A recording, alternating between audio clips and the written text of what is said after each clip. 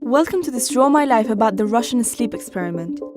Knowledge can be powerful. It always has been an actual rivalry between the main world powers for achieving new scientific progress. However, they usually use shady methods to finally defeat the enemy.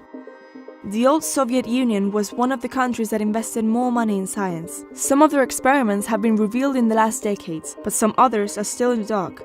We are going to talk about one of them, the Russian sleep experiment. In the late 40s, at the beginning of the Cold War, the Soviet Union decided to study if human beings could live without sleeping. They used an experimental stimulant gas that was supposed to keep people awake. It was the main ingredient of this experiment. The researchers selected a group of 5 political prisoners. They had been promised they would be freed if they submitted to the test and didn't sleep for 30 days. They had to be in a chamber where the researchers could monitor them and see their reactions, so they could release the right amount of gas to keep them awake. The chamber was stocked with coats, running water, food and a toilet. There were also several microphones to monitor the conversations between the subjects. Everything was fine for the first 5 days. After that, they started to show the first symptoms of insomnia. It was noted that they started to talk about increasingly traumatic incidents in their past, and they started to demonstrate severe paranoia. They stopped talking to each other and began alternately whispering to the microphones and one-way mirrored portholes. They all seemed to think they could win the trust of the experimenters this way. After 9 days, the first of them started screaming. When he couldn't yell anymore, the researchers postulated that he had physically torn his vocal cords. The second of the captives also started to scream. In the meantime, the non-screaming captives took the books apart, smeared page after page with their own feces, and pasted them all over the wall. The screaming suddenly stopped. The researchers did not hear anything else in the following 3 days. At the end of the second week, the researchers announced that they were going to get in the chamber, and if they followed the orders, one of them would be released. A calm voice responded, "We no longer want to be freed." On the 15th day, the chamber was opened and soldiers got inside to check that the prisoners were still alive. What they saw was traumatizing. 4 of the subjects were screaming, and the other one was dead. There were chunks of meat from the dead subject stuffed into the drain blocking it and allowing the water to accumulate on the floor.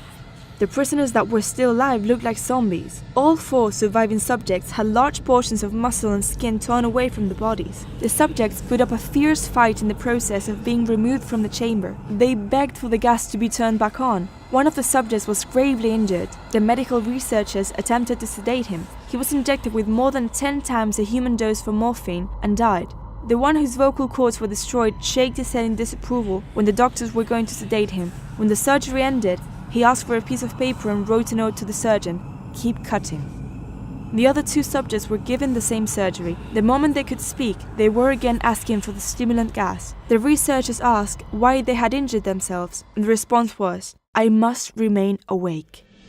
All 3 subjects' restraints were reinforced and they were placed back into a chamber, awaiting determination as to what should be done with them. The researchers considered euthanizing the subjects, but the soldiers wanted to see what would happen if they were put back in the gas. To everyone's surprise, all 3 stopped struggling the moment the gas was released again. It looked like they were suffering brain dead on and off. One of them couldn't resist anymore. He closed his eyes and died. 3 researchers got in the chamber. One of them drew his gun and shot the commander and the mute subject. He pointed his gun at the remaining subject and asked, "What are you?" The subject said, "Have you forgotten so easily? We are you, the madness that lurks within you all, begging to be free at every moment in your deepest animal mind. We are what you hide from in your beds every night. We are what you sedate into silence and paralysis when you go to the nocturnal heaven." The researcher shot the subject and he weakly said, "Nearly free."